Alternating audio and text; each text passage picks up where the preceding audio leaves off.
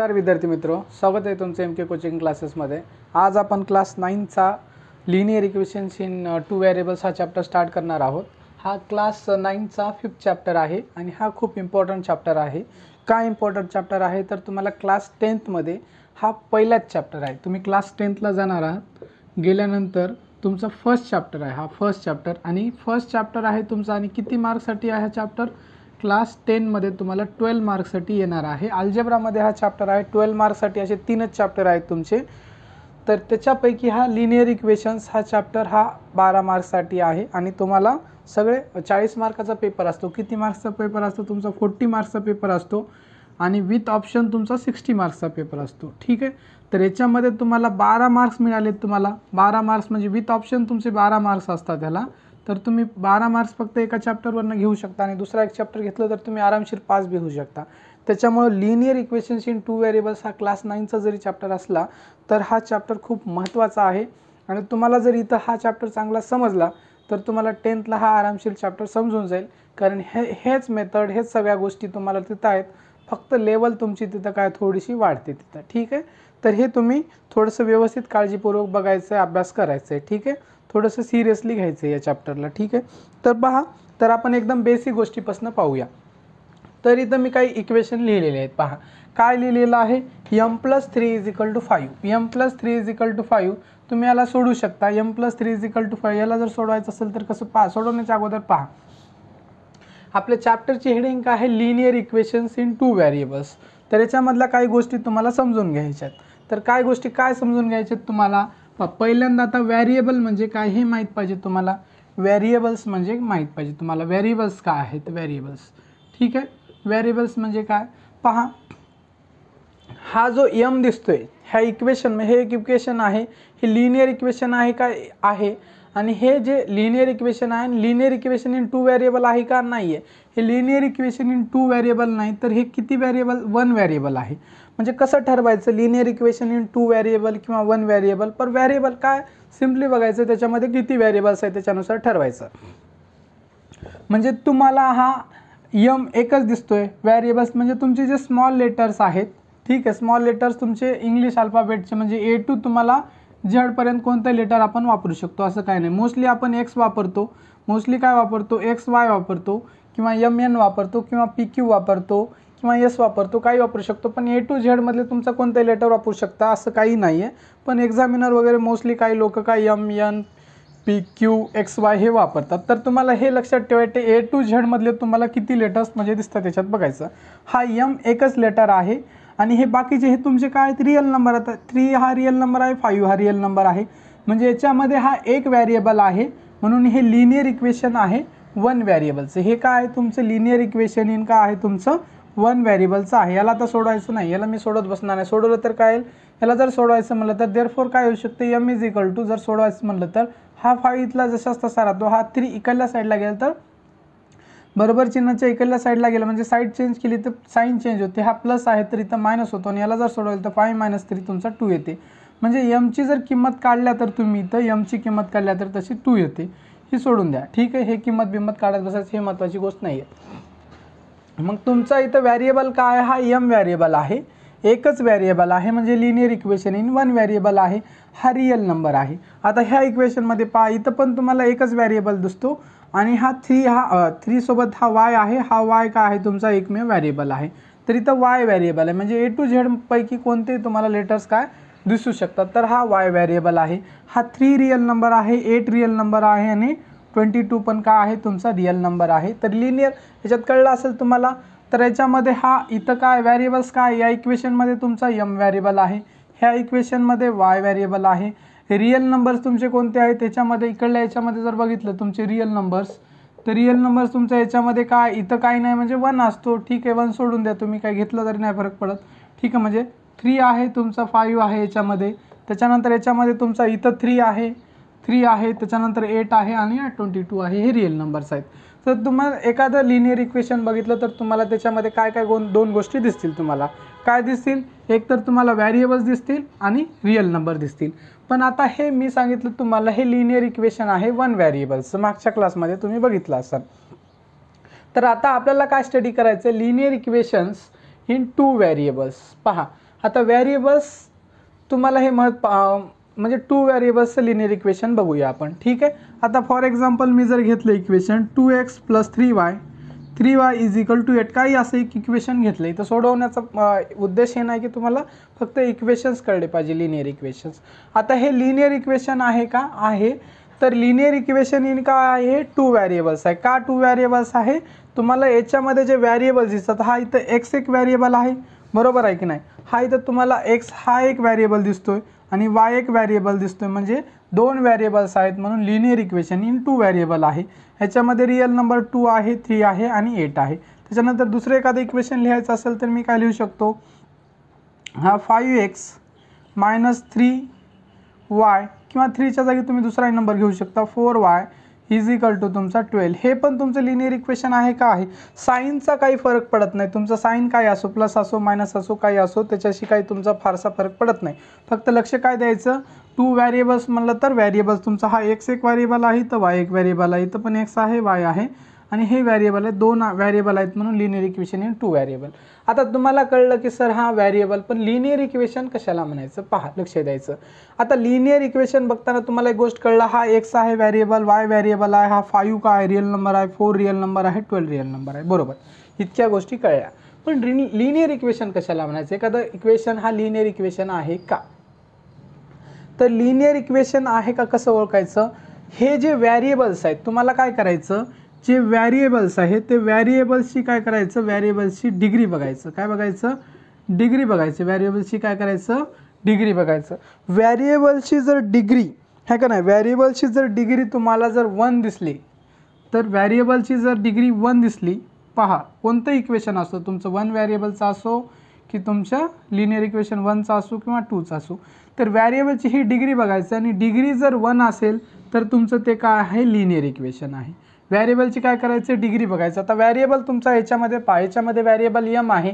Degree म्हणजे काय? याचा पॉवर, म्हणजे आपण कधी कधी याला m² पण लिहू शकतो, आहे का नाही? m² हा झाला, m³ पण लिहू शकतो, काय लिहू शकतो.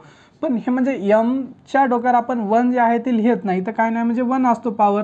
1 पॉवर म्हणजे आपण लिहित नाही, 1 असल्यावर पॉवर लिहित नाही. हा 2 पासून पुढे लिहितो, m², m³, m4 पॉवर असं आपण लिहित जातो. मग ह्याची डिग्री काय आहे? 1 आहे. ह्याची व्हेरिएबल हा m व्हेरिएबल आहे, तुम्हाला सांगितलं मी. ह्या व्हेरिएबलची डिग्री 1 आहे, बरोबर आहे. म्हणजे जर एखाद्या व्हेरिएबल असेल तुम्हाला, म्हणजे एका लिनियर इक्वेशन इन 1 व्हेरिएबल असेल तर त्याची डिग्री 1 असली पाहिजे. एखाद्या व्हेरिएबलची डिग्री जर तुमची 2 आली, 3 आली, तर ते तुमचं लिनियर इक्वेशन होत नाही. तर हे लिनियर इक्वेशन इन 1 व्हेरिएबल आहे. ठीक आहे, कारण एक व्हेरिएबल आहे आणि याची डिग्री. मग काय करायचं? चेक करायचं लिनियर इक्वेशन आहे का नाही. तर तुम्हाला काय करायचं? व्हेरिएबल बघायचं. एक व्हेरिएबल असेल तर लिनियर इक्वेशन इन 1 व्हेरिएबल झालं, 2 व्हेरिएबल्स असेल तर लिनियर इक्वेशन इन 2 व्हेरिएबल झालं. ठीक आहे, ह्याच्या पुढे येणार नाही तुम्हाला. ठीक आहे. त्याच्यानंतर काय बघायचं? डिग्री बघायची. काय बघायचं? डिग्री बघायचं. हा व्हेरिएबल आहे, x व्हेरिएबल, y व्हेरिएबल आहे, तर याची डिग्री काय आहे? तर 1च आहे. याची पण डिग्री 1 आहे, त्यामुळे हे लिनियर इक्वेशन इन 2 व्हेरिएबल आहे. हे काय आहे तुमचं? लिनियर इक्वेशन इन 2 व्हेरिएबल आहे, कारण याची डिग्री आहे. जर मी याला जर समजा x जागी x² केलं आणि y² केलं तर हे लिनियर इक्वेशन तुमचं होत नाही, कारण याची डिग्री काय आली? याची डिग्री आली तुमची 2 आली, त्यामुळं इथं पण 2 आली, त्यामुळे हे लिनियर इक्वेशन होत नाही तुमचं. त्यामुळे हे लिनियर इक्वेशन आहे, होते का नाही? पण आता लिनियर इक्वेशन आहे का? तर जेव्हा तुमची डिग्री 1 असते तेव्हा लिनियर इक्वेशन असते. हे पण तुमचं काय आहे? लिनियर इक्वेशन आहे. तर तुम्हाला कळलं असेल लिनियर इक्वेशन म्हणजे काय, व्हेरिएबल्स म्हणजे काय, रिअल नंबर्स तर तुम्हाला माहीत पाहिजे. म्हणजे लिनियर इक्वेशन इन 2 व्हेरिएबल हे हेडिंग जे आहे तुम्हाला हे कळलं असेल. तर आता याच्यामध्ये काही मेथड वगैरे पाहता. लिनियर इक्वेशन हे कळलं तुम्हाला. हे एक लिनियर इक्वेशन आहे, हे एक लिनियर इक्वेशन आहे. आता हे लिनियर इक्वेशन इन 2 व्हेरिएबल्स, हे दोन्ही पण लिनियर इक्वेशन आहे. 2 व्हेरिएबल्स. जेव्हा अशा प्रकारचे 2 इक्वेशन एकत्रित येतात, म्हणजे एकदाच आपण 2 इक्वेशन लिहितो, तर त्याला काय म्हणायचं आपण? Simultaneous linear equations. काय म्हणायचं? Simultaneous linear equations. Simultaneous linear equation. सायमल्टेनियसचा अर्थ काय होतो तुमचा? सायमल्टेनियसचा अर्थच होतो, तुम्ही पहा, सायमल्टेनियस जे शब्द आहे, इंग्लिशचा वर्ड आहे. सायमल्टेनियसचा अर्थ काय होतो? म्हणजे पाठोपाठ, आहे का नाही, किंवा एकामागे एक. काय होतं तुमचा? एकामागे एक म्हणू शकता. ठीक आहे, किंवा पाठोपाठ म्हणू शकता किंवा सलग म्हणू शकता, याच्यानंतर एक, ठीक आहे, एकत्रित नाही म्हणजे सायमल्टेनियस, म्हणजे एकानंतर एक, एकामागे एक, असं काही अर्थ तुम्ही घेऊ शकता. सायमल्टेनियस म्हणजे सायमल्टेनियस लिनियर इक्वेशन्स कधी होतात, जेव्हा तुम्हाला दोन लिनियर इक्वेशन्स दिल्या जातात, आहे का नाही, दोन लिनियर इक्वेशन दिल्या जातात, तेव्हा तुमचं सायमल्टेनियस लिनियर इक्वेशन्स होतात. कळलं तुम्हाला? दोन लिनियर इक्वेशन एकत्रित दिलं असेल तर ते मला सायमल्टेनियस लिनियर इक्वेशन्स होतात. तर आपल्याला काय करायचं, तर सायमल्टेनियस लिनियर इक्वेशन्सच सोडवायचे आहेत आणि वेगवेगळ्या मेथडनं सोडवायचे. तर एलिमिनेशन मेथड एक पाहायचं आणि सबस्टिट्यूशन मेथड पाहायचे. तर सगळ्यात पहिल्यांदा आपण पाहूया कोणती मेथड, एलिमिनेशन मेथडनं आपल्याला हे सायमल्टेनियस लिनियर इक्वेशन सोडवायचे. ठीक आहे, पहा आता आपली हेडिंग काय पहा, तर elimination method of solving simultaneous equations. तर आता हे सायमल्टेनियस इक्वेशन मी तुम्हाला सांगितले, हे एक लिनियर इक्वेशन आहे. हे लिनियर इक्वेशन इन 2 व्हेरिएबल आहे, एक्स एक व्हेरिएबल आहे, वाय एक व्हेरिएबल आहे याच्यामध्ये, आणि याच्यामध्ये एक्स आणि वाय ह्याच्यामध्ये पण आहे. तर हे लिनियर इक्वेशन इन 2 व्हेरिएबल आहे, हे पण लिनियर इक्वेशन इन 2 व्हेरिएबल आहे. दोन्ही इक्वेशन आपण एकत्रित घेतल्या त्यामुळे हे सायमल्टेनियस इक्वेशन झाली. बरोबर आहे. तर आता एलिमिनेशन मेथडनं काय करायचं आहे, हे एलिमिनेशन मेथडचा यूज करून हे सायमल्टेनियस इक्वेशन्स हे दोन आपला म्हणजे हे एकत्रित दिलं तर सायमल्टेनियस इक्वेशन्स ह्याला सॉल्व करायचं आहे. तर आता कसं सॉल्व करायचं पहा. तर ही एलिमिनेशन मेथड तुम्हाला क्लास 10ला पण का आहे जशाच तशी आहे, आणि याच्यावर तुमच्या बोर्डाच्या परीक्षेत एक क्वेश्चन हमखास असतो. तर तुम्हाला इथं जर एलिमिनेशन मेथड कळली तर तिथं तुम्हाला कळून जाईल. अशाच प्रकारचं सेम आहे तिथं पण. ठीक आहे, तर काय करायचं पहा, कसं सोडवायचं पहा, सोल्युशन पहा, लक्ष द्या.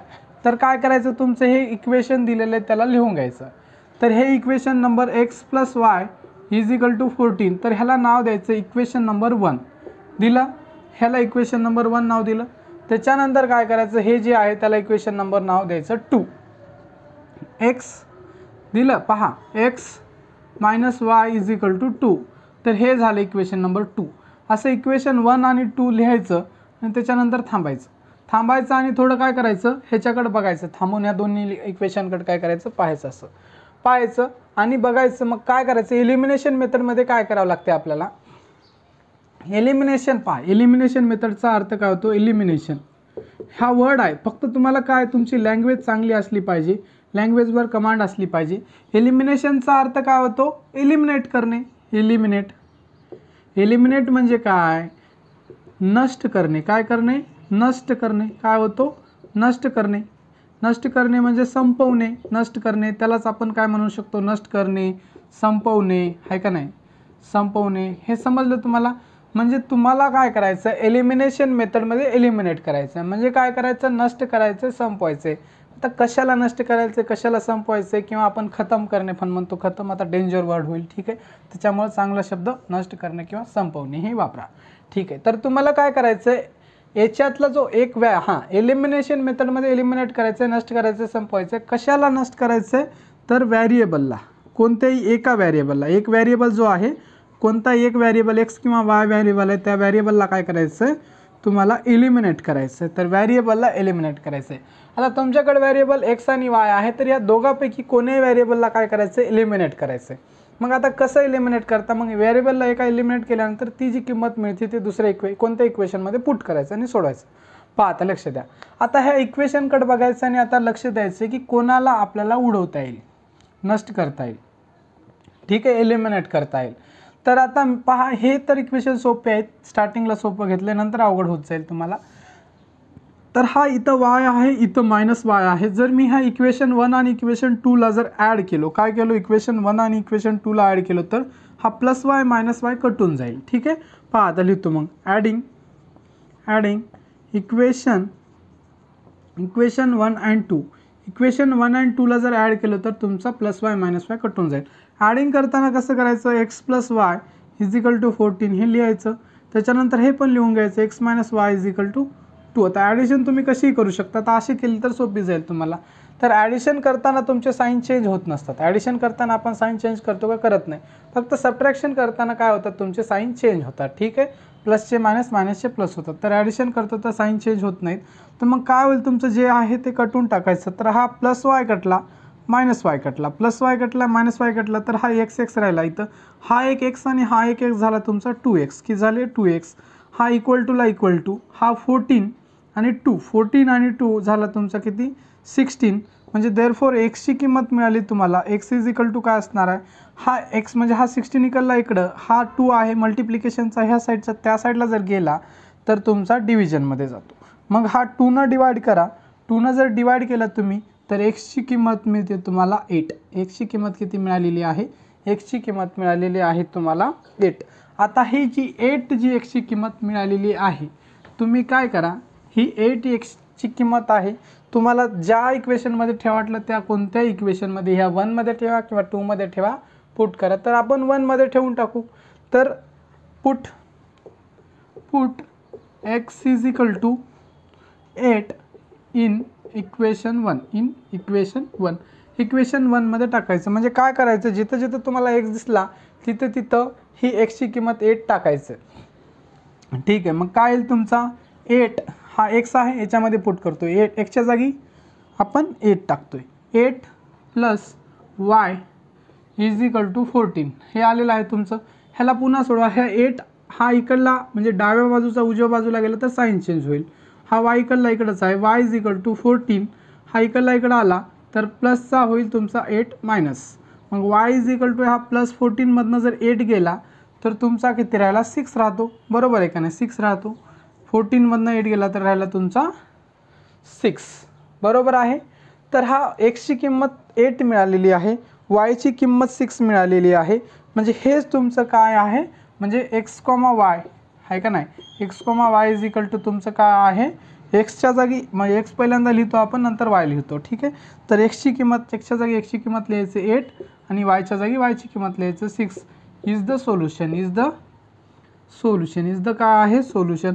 म्हणजे हे तुमचं सोल्युशन आहे. ठीक आहे, काढलेलं आहे एक्स आणि वायच्या किमती. तर अशा प्रकारे आपण एलिमिनेशन मेथडनं काय झालेलं आहे, सोडून झालेलं आहे क्वेश्चन. त्याच्यानंतरचा आपण पाहूया नेक्स्ट क्वेश्चन. पहा आता नेक्स्ट क्वेश्चन घेतलेला आहे, हा तुमचा टेक्स्टबुकमधला नाही, तर हा 10च्या टेक्स्टबुकमधनं एक क्वेश्चन घेतलेला आहे. तुमच्या पुस्तकात एकच क्वेश्चन दिलेला आहे, हा तिकडून घेतलेला आहे तुम्हाला समजण्यासाठी. ठीक आहे. तर हा क्वेश्चन आपल्याला सोडवायचा आहे. तर कसं सोडवायचं आहे, एलिमिनेशन मेथडनं सोडवायचं आहे. तर हे काय, elimination method of solving simultaneous equation पाहतोय. तर हे सायमल्टेनियस इक्वेशन आहेत आणि ह्या सायमल्टेनियस इक्वेशनला आपल्याला एलिमिनेशन मेथडनं सोडवायचं आहे. तर कसं सोडवायचं तुम्हाला माहीत आहे. तर हा क्वेश्चन आपण लिहिलेला पहा, सोल्युशन पहा, स्टेप बाय स्टेप पहा. तर पहिल्यांदा काय करायचं, हे इक्वेशन सायमल्टेनियस लिनियर इक्वेशन्स लिहून घ्या. तर पहिला आहे तुमचं 5x minus 3y is equal to 8, ह्याला इक्वेशन नंबर 1 नाव द्या. दिलं. ह्याला दुसरा लिहून घ्या, हा 3x plus y is equal to 2, ह्याला इक्वेशन नंबर नाव द्या 2. आता लिहिल्याच्या नंतर मी सांगितलं थोडं थांबायचं आणि बघायचं. आता आपल्याला इलिमिनेट करायचं आहे एक्स किंवा वायला. तर कोणाला इलिमिनेट करता येईल, तर आता पहा मागचं थोडं सोपं होतं, त्याच्यापेक्षा हे थोडंसं अवघड आहे. पहा आता इथं 5x आहे, मग इथं 3x आहे. एक तर या दोघांना बरोबर करावं लागेल, बरोबर करायचं असेल बरोबर करून मग याचं सबट्रॅक्शन करावं लागेल, तेव्हा इलिमिनेट होईल. किंवा काय करू शकता, तुम्हाला सोपं असं करू शकता की ह्या इक्वेशनच्या जागी तुम्हाला इथं 3y दिसते, इथं y दिसते आणि इथं मायनस आहे, इथं प्लस आहे. तर तुम्ही काय करा, ह्याला 3 मल्टिप्लाय करा. ह्या इक्वेशनला तुम्ही 3 मल्टिप्लाय केलं तर इथं होईल 3y. बाकी हे पण चेंज होतील, पण तुम्हाला मेन टार्गेट बघायचं, एकाला कोणाला तरी बरोबर बनवायचं. म्हणजे काय करायचं, सरळ तुम्हाला जे व्हेरिएबल्स आहेत, व्हेरिएबल्स जे दिसतात तुम्हाला, व्हेरिएबल्स तुमचे काय असतात, काही असू शकतात. तुमचे व्हेरिएबल्स एक्स वाय असू शकतात, mn असू शकतात, काय असू शकतं, सोडून द्या. ठीक आहे, हे महत्त्वाचं नाही. व्हेरिएबल काय आहेत, आता एक्स व्हेरिएबल आहेत, एक्सची किंमत, एक्सच्या किमती किंवा वायच्या किमती काय करायचं, सेम करायचं. एक्सची किंमत किंवा वायच्या किमती काय करायचं, सेम करायचं. आणि साईन जर तुमचे उलट असले, साईन जर तुमचे काय असले, अपोजिट असले, उलटला म्हणजे काय म्हणतो आपण, अपोजिट जर साईन असले तुमचे, तर काय करायचं, ॲड करायचं. आणि साईन जर तुमचे काय असले, साईन जर तुमचे काय असले, सेम असले, साईन जर सेम असले तर त्यावेळेस तुम्हाला करायचं आहे सबट्रॅक्ट करायचं. ठीक आहे, सबट्रॅक्ट करायचं. आता हे तुम्ही प्रॅक्टिस केल्यावर कळेल तुम्हाला सगळ्या गोष्टी. ठीक आहे. तर पहा आता इथं काय करा, तुम्ही ह्या इक्वेशनला 3 मल्टिप्लाय करा. 3 मल्टिप्लाय केल्यावर इथं -3y आहे ऑलरेडी. ह्या इक्वेशनला 3 मल्टिप्लाय केलं तर +3y होईल. ह्या दोघांना ॲड केलं तर -3y + 3y कटून जाईल. किंवा दुसरा ऑप्शन काय आहे, तुम्ही ह्याला 5 मल्टिप्लाय केला, 5 मल्टिप्लाय केलं तर इथं 15 होईल. आणि इथं 3 मल्टिप्लाय करा या इक्वेशनला, इथं 15 होईल. मग 15 तर झाला. साईन दोघांचे सेम आहेत, साईन सेम असलं तर सबट्रॅक्शन करा आणि हे करा. तर तुम्हाला सोपं काय जाईल, तर 3 न मल्टिप्लाय करा या इक्वेशनला, दोन्ही इथे होऊन जाईल, कोणतंही करू शकता तुम्ही. तर आपण काय करू, ह्या इक्वेशन नंबर 2 ला काय करू, मल्टिप्लाय करू 3 न, आहे का नाही. Multiplying equation 2/3. तर काय करायचं तुम्हाला, मल्टिप्लाइंग इक्वेशन 2/3. तर इक्वेशन 2 ला काय करा तुम्ही, 3 न मल्टिप्लाय करा. 3 न मल्टिप्लाय केल्यानंतर काय येते तुम्हाला इक्वेशन, पहा याला मल्टिप्लाय करायचं. 3 न मल्टिप्लाय केलं तर 3 × 3 तुमचं काय, वाटलं तर मी एक वेळेस मल्टिप्लाय करून दाखवतो तर रफमध्ये, आणि तुम्हाला हे करतो. आता 3 × 3 डायरेक्टली करून दाखवतो, वाटलं तर जाऊ द्या, तुम्हाला समजून जाईल. 3 न मल्टिप्लाय केलं तर काय होईल तुमचा, हा 9x होईल, प्लस हा 3y होईल, इज इक्वल टू तुमचा 2 × 3 काय होईल तुमचा 6 होईल. पहा डायरेक्ट मी याला काय केलं आहे, 3 न मल्टिप्लाय केलो, 3 × 3 तुमचा 9x plus 3y is equal to 2 × 3 6 झालेला आहे. तर ह्याला इक्वेशन नंबर नाव काय द्या तुम्ही, 3 द्या, इक्वेशन नंबर 3. तर 1 2 झालेला आहे आपला हा 3. आता याच्याकडे बघा तुम्ही, इक्वेशन नंबर काय करा तुम्ही, इक्वेशन नंबर 1 कडे बघायचं आणि इक्वेशन नंबर 3 कडे बघायचं आहे, आणि 2 पासूनच आपण इक्वेशन नंबर 3 आणलेला आहे. तर ह्या दोघाकडे जर बघितलं तर इथं -3y, इथं +3y आहे. म्हणजे जेव्हा तुमचे अपोजिट साईन आहे, साईन काय अपोजिट आहे तर आपल्याला ॲड करावं लागते.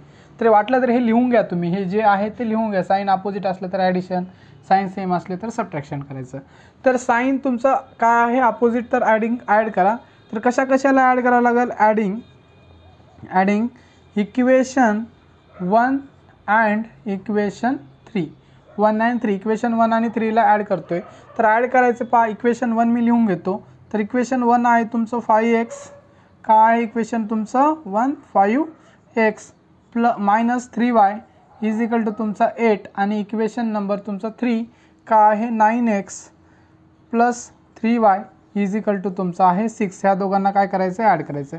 ॲड करताना तुमचे साईन चेंज होतात का, ॲड करताना साईन चेंज होत नाहीत. ॲडिशन करताना साईन अपोजिट असलं तर ॲड करायचं, आणि जेव्हा ॲड करतो जेव्हा आपले साईन काय चेंज होतात का, साईन चेंज होत नाहीत. साईन चेंज होतात का, साईन चेंज होत नाहीत. इथं तुमचे सबट्रॅक्शन करताना साईन काय होतात, चेंज होतात. साईन काय होतात, चेंज होतात, साईन चेंज होतात, हे लक्षात ठेवा. तर हे साईन चेंज करायची गरज नाही. तर हा 5x आणि 9x तुमचा काय होतो, 5 आणि 9x काय होईल तुमचा 14x होतात. ठीक आहे.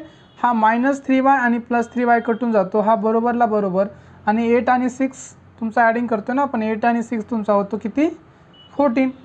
तर हा x इज इक्वल टू काय येणार आहे, मी इकडे लिहितो. ठीक आहे, x इज इक्वल टू तुमचं येणार आहे 14/14, आणि x ची किंमत मिळणार आहे तुम्हाला किती 1. पहा म्हणजे 14x काय आहे तुमचं, पहा इथं लिहितो मी. तर मिळालेले तुम्हाला 14x इज इक्वल टू 14, म्हणजे ह्यालाच तुम्ही देअरफॉर काय लिहू शकता, x इज इक्वल टू, हा इकडला 14ला 14 राहील, हा 14 इकडला मल्टिप्लायचा इकडल्या साईडला गेला तर डिव्हिजनमध्ये जाईल. तर हा 14 कटल, हा 14 कटल, म्हणजे एक्सची किंमत तुम्हाला मिळेल 1 + 1 मिळेल. ठीक आहे, एक्सची किंमत मिळालेली आहे. जेव्हा ही एक्सची किंमत मिळते, एक्सची मिळो की वायची मिळो, तर तुम्ही कशाला एलिमिनेट करता त्याच्यावर आहे. तर तुम्ही वायला एलिमिनेट केला तर एक्सची किंमत मिळते, एक्सला एलिमिनेट केला तर वायची किंमत मिळते, कशाची मिळो. तर ही जी मिळालेली किंमत तुम्ही इक्वेशन 1 2 किंवा 3 दोन्ही तिन्ही कोणत्या इक्वेशनमध्ये टाका. असं काहीही बंधन नाही की त्याच इक्वेशनमध्ये टाका. पण काय करायचं, टाकताना जे इक्वेशन साधं सरळ सिंपल सोपं आहे त्याच्यात टाकवायचं, नाही तर अवघड इक्वेशनमध्ये टाकलं तर तुमचे कॅल्क्युलेशन चुकू शकतात, वेळ लागू शकतो. ठीक आहे, आणि क्वेश्चन बी चुकू शकतो. त्यामुळं सोप्यामध्ये जायचं, अवघडात कशाला जायचं. तर आता मी काय करतो, ह्या इक्वेशनमध्ये वरल्याच टाकून देतो, याच्यात टाका किंवा याच्यात टाका, नाहीतर ठीक आहे इक्वेशन नंबर 2 मध्ये टाकू, 2 सोपं वाटते थोडं. ठीक आहे, put x is equal to 1 in equation 2, equation 2 मध्ये टाकतोय कारण सोपं वाटते. तर एक्सच्या जागी मी फक्त 1 किंमत टाकतो. हा 3 ला 3, ठीक आहे, हा 3 ला 3 लिहिला मी, आणि हे एक्सच्या जागी आपण किती टाकतोय 1 टाकतोय. तर हा 1 प्लसला प्लस, हा वायच्या जागी y इज इक्वल टू 2 ला 2. तर ह्याला सोडवा तुम्ही, ह्याला जर सोडवलं तर काय 3 + y इज इक्वल टू 2. तर हा 3 मी इकडल्या साईडला पाठवतो, y इज इक्वल टू 2 ला 2, हा 3 इकडे आला तर -3 होईल, म्हणजे वायची किंमत काय येईल -1 येईल. हा -1 कसा आला कळलं असेल तुम्हाला. हा -3 आहे, हा +2 आहे, -3 मधून +2 गेला तर -1 उरतो. तर तुम्हाला x, yची किंमत पण मिळालेली आहे. x, y is equal to तुम्हाला x ची किंमत मिळालेली आहे. पहिल्यांदा x लिहिलं तर x ची किंमत लिहायची, x ची किंमत 1 आहे. नंतर दुसऱ्यांदा y लिहिलं तर y ची किंमत लिहायची -1. तर काय आहे, आणि नंतर लिहायचं इज द सोल्युशन. हे काय आहे तुमचं सोल्युशन आहे. ठीक आहे, लिनियर इक्वेशन्स इन 2 व्हेरिएबल्स हे सोडवलेलं आहे. अशा प्रकारे तुमचा हा पण क्वेश्चन काय झालेला आहे, सॉल्व करून झालेला आहे. ठीक आहे, तर हा पण क्वेश्चन सॉल्व करून झाला. याच्यानंतरचा आपण नेक्स्ट पार्ट पाहूया.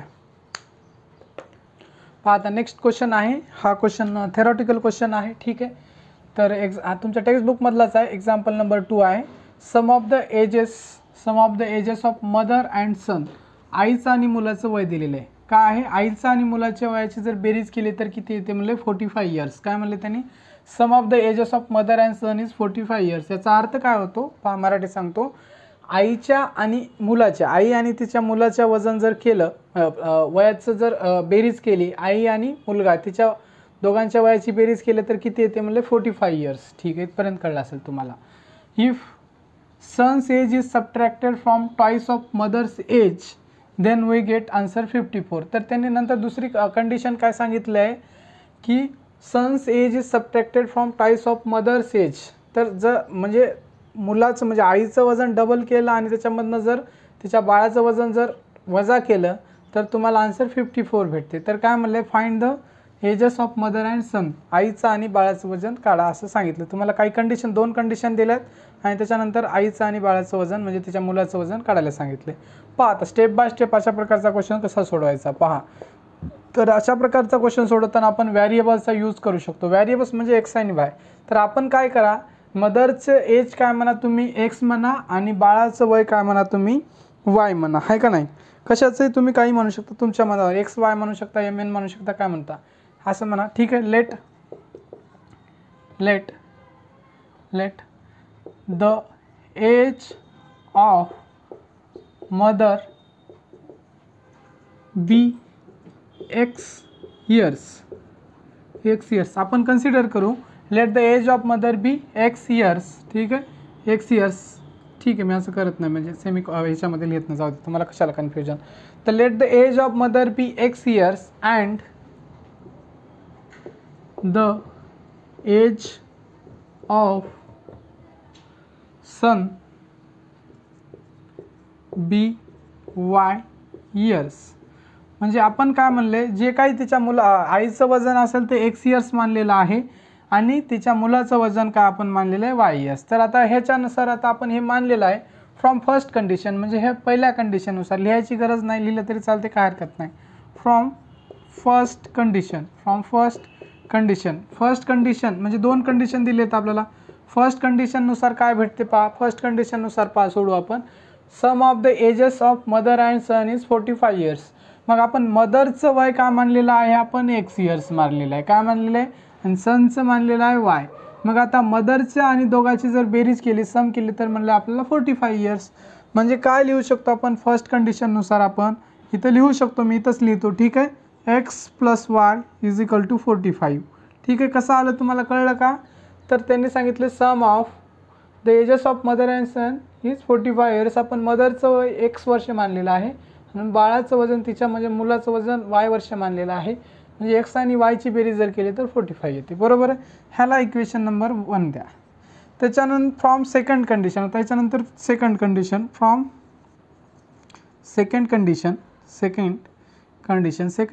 का आहे पहा, आता वाचा. सेकंड कंडिशन तुम्हाला सांगते, if son's age is subtracted from twice of mother's age then we get answer 54. त्यांनी असं सांगतात की म्हणजे बाळाचं तिच्या मुलाचं वजन जर आपण सबट्रॅक्ट केलं, मदरचं वजन काय करायचं डबल करायचं आहे आणि त्याच्यामधनं आपल्याला बाळाचं वजन काय करायचं आहे सबट्रॅक्ट करायचं. आता मदरचं वजन आपण म्हणलं होतं एक्स, म्हणजे आपल्याला मदरचं आता एक्स म्हणजे सिंगल झाला आणि या एक्सचा डबल केला तर 2x होते, बरोबर आहे.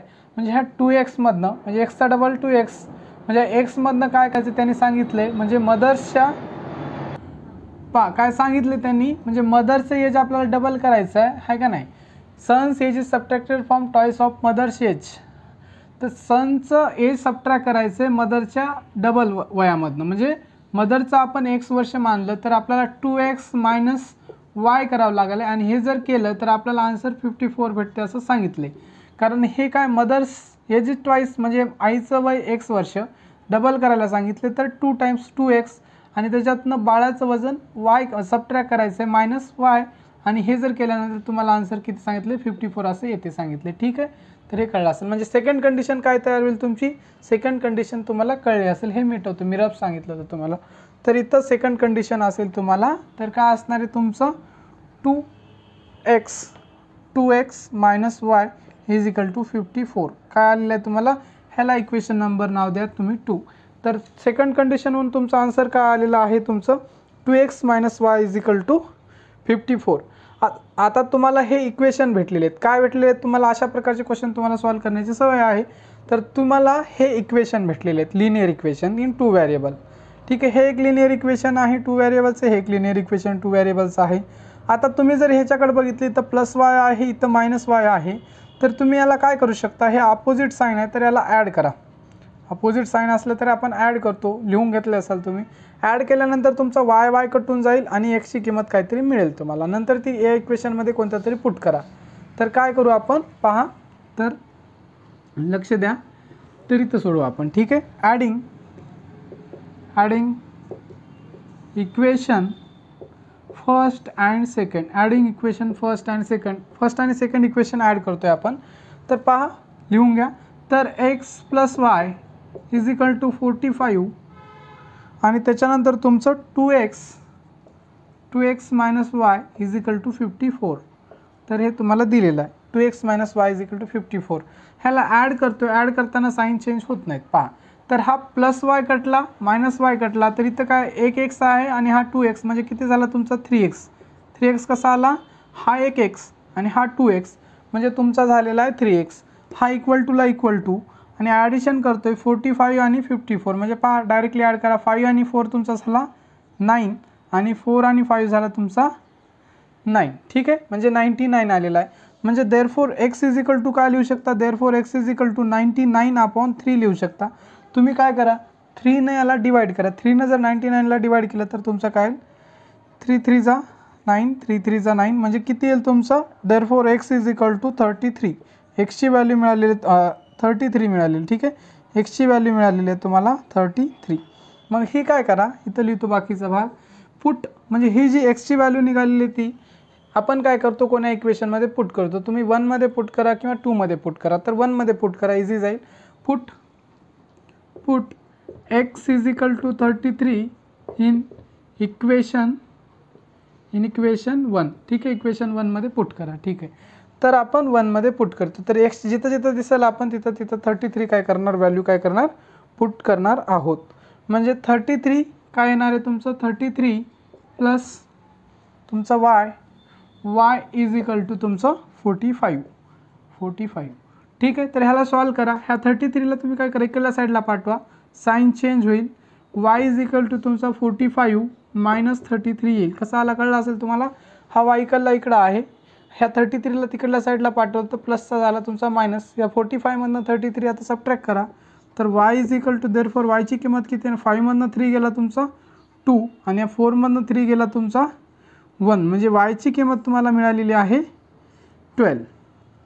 ठीक आहे, तर तुम्हाला त्यांनी काय सांगितलं, find the ages of mother and son. पहा आता तुम्हाला इथं काय म्हणलं होतं, let the age of mother be x years. म्हणजे जी एक्सची जी किंमत मिळाली तुम्हाला 33, तर हे त्याच्या आईचं वजन आहे.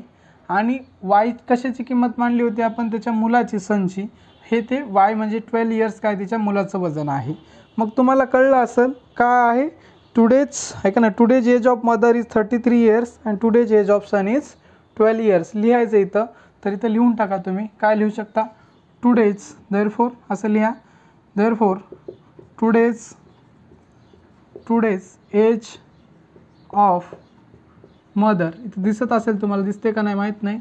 टुडेज एज ऑफ मदरचं age, today's age of mother is किती आहे 33 इयर्स अँड टुडेज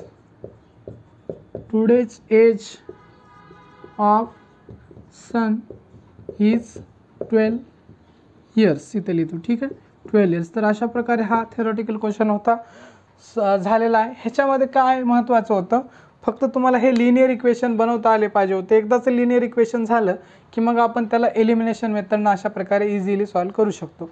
तर अशा प्रकारे हा क्वेश्चन सॉल्व करून झाला आहे. तर आपण आजच्या लेक्चरमध्ये काय करूया, इथंच थांबूया आणि याच्या पुढचा जो पार्ट आहे तो आपण नेक्स्ट लेक्चरमध्ये घेऊया.